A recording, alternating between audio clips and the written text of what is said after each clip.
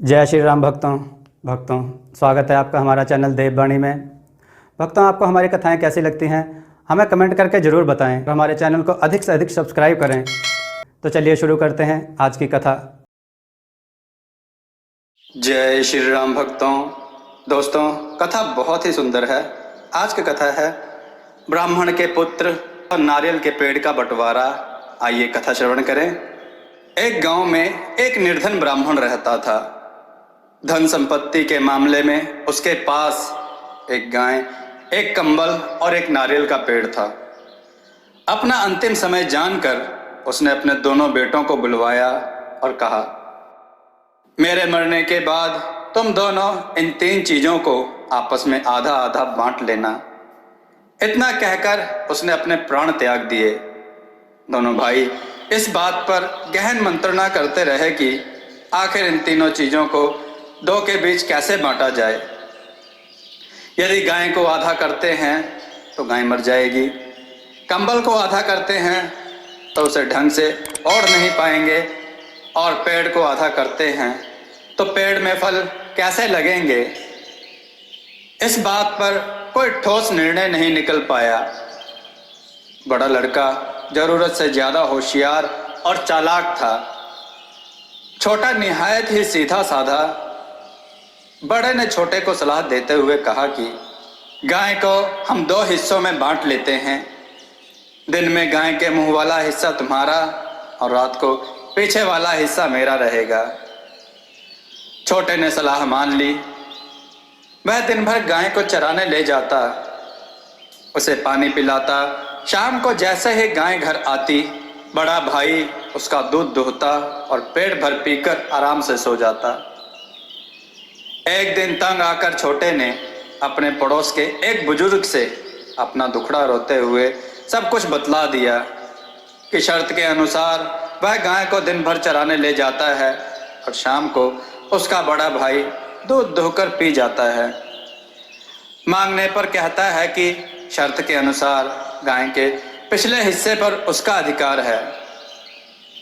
इस तरह वह उसे दूध देने से इनकार कर देता है। ऐसे कठिन समय में मुझे क्या करना चाहिए? बाबा, आप मुझे कुछ राय दें, मुझे बताएं, मैं बहुत दुखी हूँ। बुजुर्ग ने काफ़ी देर तक सोच विचार के बाद उसके कान में चुपके से सलाह बता दी। शाम को जैसे ही उसका बड़ा भाई दूध दुहने बैठा, उसने एक छड़ी उठाकर गाय के मुंह पर मारना शुरू कर दिया। गाय बिदकी और उसने इधर उधर पैर चलाने शुरू कर दिए। बिदकी गाय से दूध दुहना उसके लिए बहुत मुश्किल होने लगा। बड़े ने उसे ऐसा करने से मना किया तो उसने पलट कर जवाब दिया कि गाय के मुंह वाला हिस्सा उसका है और वह चाहे जो करे। बड़े ने हथियार डालते हुए कहा, अच्छा भाई, आज से मैं आधा हिस्सा तुमको भी दे दिया करूंगा और गाय को चराने मैं भी मदद किया करूंगा। बड़े भाई के मन से बेईमानी की बू अब तक नहीं गई थी। छोटा दिन भर अपने कंधों पर कंबल का बोझ उठाए घूमता रहता। सर्दी के दिन आ गए। जैसे ही रात होती, बड़ा भाई उसे अपने कब्जे में ले लेता और ओढ़कर आराम से सो जाता। छोटा बेचारा रात भर ठंड से ठिठुरता रहता। एक दिन वह फिर उस बुजुर्ग के पास जा पहुंचा और अपना दुखड़ा कह सुनाया। बुजुर्ग ने उसके कान में चुपके से सलाह बतला दी। दूसरे दिन उसने कंबल को पानी में भिगो दिया। रात होते ही बड़े ने अपना कंबल मांगा। उसने तत्काल दे दिया। भीगा कंबल पाकर क्रोधित होते हुए बड़े ने कहा, तुमने ये क्या किया? कंबल पानी में भिगो दिया। छोटे ने तत्काल जवाब देते हुए कहा, मेरी मर्जी, दिन में मैं इसका मालिक हूं। तुमने तो इसे मैला कर दिया था, मैंने इसे धो डाला और अब रोज इसे धोया करूंगा। बड़े की यह दूसरी हार थी। उसने छोटे को समझाते हुए कहा, भाई, इसे पानी में ना भिगोना, हम दोनों मिलकर इसे ओढ़ेंगे ताकि ना तुझे सर्दी लगे ना मुझे। अब तीसरी और अंतिम वस्तु रह गई थी। वह था नारियल का पेड़। बड़े के मन में अब भी बेईमानी भरी हुई थी। छोटा रोज उस पेड़ को पानी पिलाया करता था। जब उस पेड़ में फल लगने लगे तो बड़ा आराम से पेड़ पर चढ़कर नारियल तोड़ता और पेट भर खाता। छोटे भाई ने उसमें अपना हिस्सा मांगा तो उसने पलटकर कहा, शर्त के मुताबिक पेड़ के नीचे का हिस्सा तुम्हारा है और पेड़ के ऊपर का मेरा। मैं चाहे जो करूं। तुम अधिकार जताने वाले होते कौन हो? छोटा बेचारा मन महसूस कर रह जाता। एक दिन फिर वह बुजुर्ग के पास पहुंचा और अपना दुखड़ा कह सुनाया।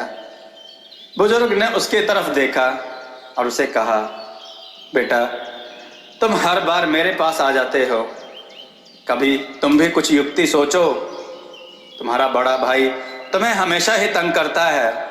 उसके मन से ये मैल नहीं निकल रहा तुम्हें ठगने का।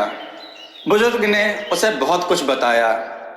आखिर में बुजुर्ग ने उससे कहा, जैसे ही बड़ा भाई पेड़ पर चढ़कर नारियल तोड़ने लगे, तुम कुल्हाड़ी उठाकर पेड़ को काटना शुरू कर देना। उसने वैसा ही किया। बड़ा भाई नारियल के पेड़ पर चढ़ा नारियल तोड़ने के लिए। उसने कुल्हाड़ी उठाई और पेड़ को काटना शुरू कर दिया। बड़े ने चिल्लाते हुए कहा, यह तुम क्या कर रहे हो? पेड़ कटने से मैं गिर जाऊंगा।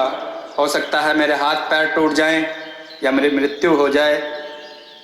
छोटे ने जवाब देते हुए कहा, शर्त के मुताबिक पेड़ के नीचे वाला हिस्सा मेरा है। मैं इसे पानी पिलाऊं या फिर इसे काटूं, तुम रोकने वाले होते कौन हो? तुमने हमेशा ही मेरे साथ छल कपट किया है, मेरे साथ धोखा किया है। बड़ा भाई अपने हर कृत्य पर लज्जित हुआ और छोटे भाई से क्षमा मांगी। बड़े भाई ने अपना वचन निभाया। उसके बाद उसने छोटे भाई को फिर कभी धोखा नहीं दिया और ना ही कभी उससे बेईमानी की।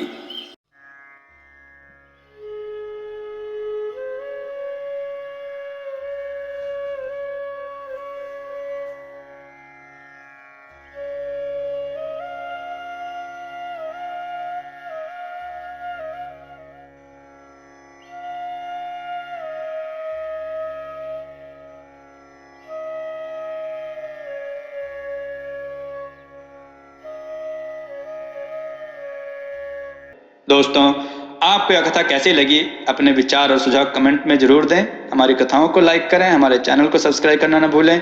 हमारी कथाओं को शेयर जरूर करें जिससे लोगों को अच्छा ज्ञान प्राप्त हो। जय श्री राम भक्तों।